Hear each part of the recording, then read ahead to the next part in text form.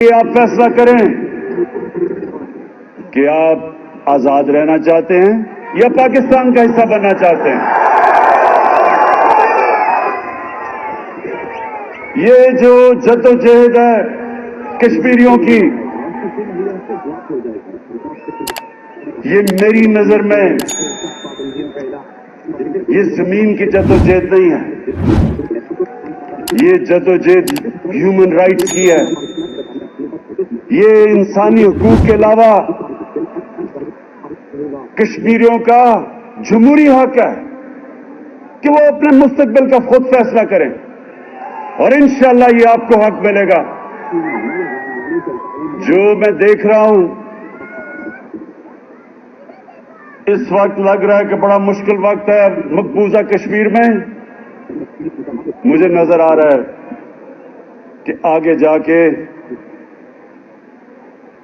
جا کے ہندوستان مجبور ہوگا، کیونکہ وہ کشمیریوں کا جو جذبہ تھا، آزادی کا جذبہ، جتنا مرضی ظلم کیا انہوں نے، وہ آزادی کا جذبہ کسی صورت نیچے نہیں جانے لگا۔ اور اس لیے میرا یہ ایمان ہے کہ کشمیری ادھر جدوجہد کر رہے ہیں، ادھر پاکستان، اور کشمیریوں کا سفیر جو آپ کے سامنے کھڑا ہے، ادھر میں جدوجہد کروں گا آپ کے لیے۔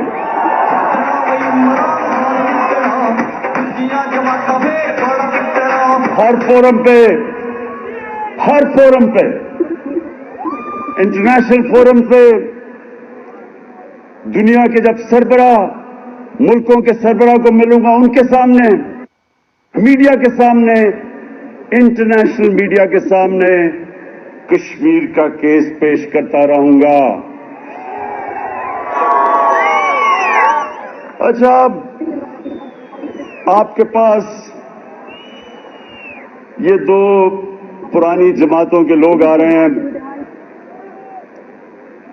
اور کہہ رہے ہیں کہ جی ہمیں موقع دیا جائے پھر سے، تو میں دو چیزیں آپ کے سامنے رکھوں گا کہ دو چیزیں پوچھنی ہیں ان سے ہمیشہ کہ آپ نے لوگوں کی زندگی بہتر کرنے میں کیا کیا؟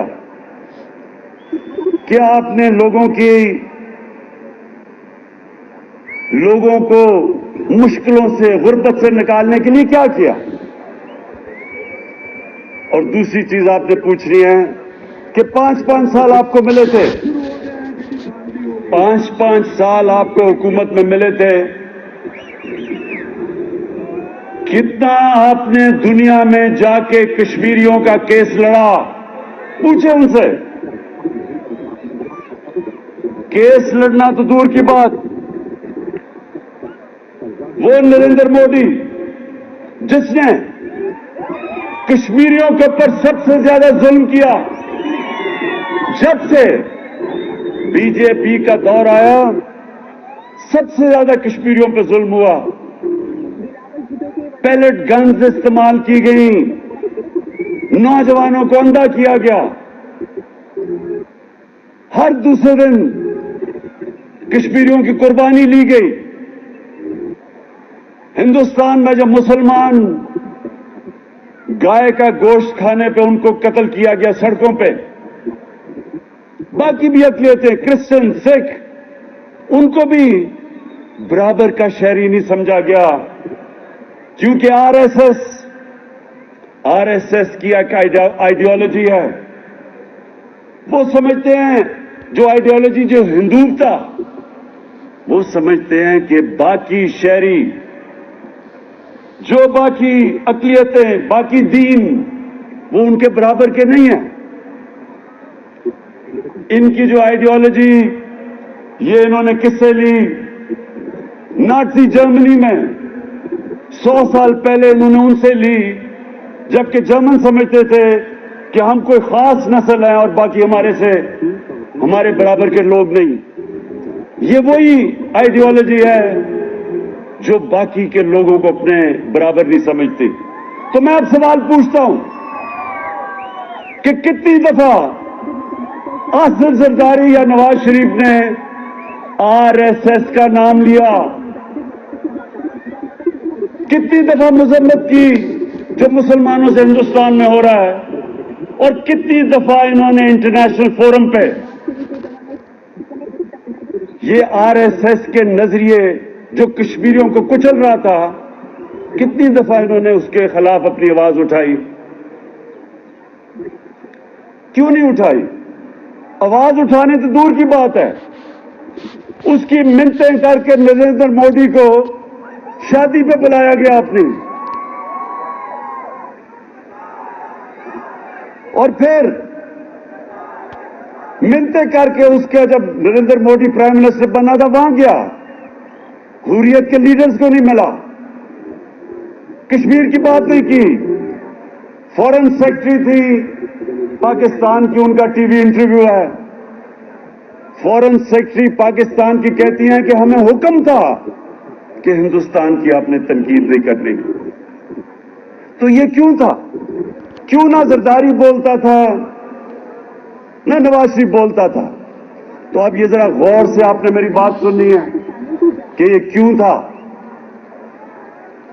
मैंने, नौजवानों आपके पास मोबाइल फोन है, एक गूगल कर सकते हैं जो मैं अब आपको बात बताने लगा हूं। मीडिया के लोग भी हैं, सहाफी भी हैं, जरा सबको मैं ये सुनाना चाहता हूं।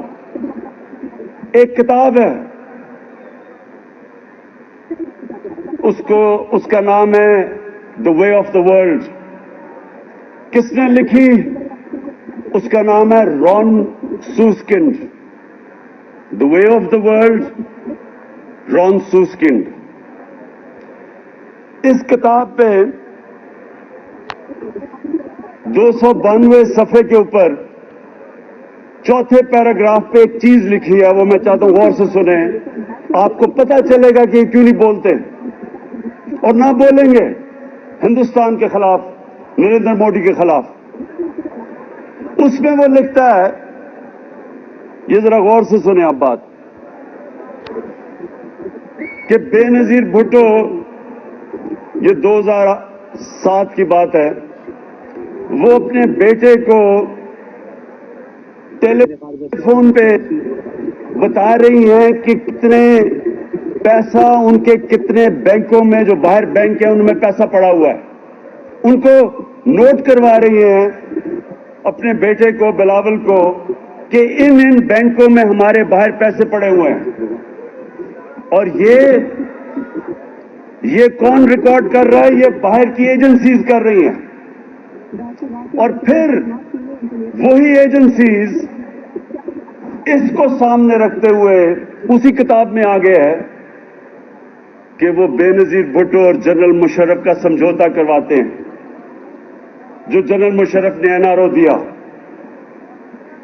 इससे आपको क्या चीज पता चलती है कि अगर किसी भी पॉलिटिशियन का पैसा, चोरी का पैसा मुल्क से बाहर पड़ा हो, तो ये सारे जो बाहर के मगरब के मुल्क हैं उनको पता होता है, और वो इस इल्म से कि उनको पता है पैसा किधर है, वो कंट्रोल करते हैं आपको। और उसी किताब में बाद में लिखते हैं कि क्योंकि उनको पता था कि इनका पैसा बाहर किधर किधर पड़ा हुआ है, इसकी वजह से उन्होंने प्रेशर किया जनरल मुशर्रफ से समझौता करने का। क्योंकि वो दिन थे जब एक वकला की मूवमेंट चली हुई थी, इलेक्शन का बॉयकॉट करने जा रहे थे 2008 में, एपीडीएम की जमातें एक तरफ थी, तो तब उन्होंने पीपल्स पार्टी को जनरल मुशर्रफ के साथ समझौता करवाया। और हम सारे थे एपीडीएम में, हम कह रहे थे चीफ जस्टिस को निकाला, उसको बहाल करो, हम करेंगे। हमारे साथ नवाज शरीफ भी था, 3 दफा उसने बैठ के हमारे साथ इलेक्शन का बॉयकॉट किया। ये सब रिकॉर्ड पे है। और उसके बाद बाहर से उसको हुक्म आया, जिधर उसके पैसे बाहर पड़े थे उन्होंने उसको हुक्म किया कि इलेक्शन लड़ो, और इसने हम सबको नहर के पुल पे खड़ा करके खुद जाके इलेक्शन लड़ लिया। तो इससे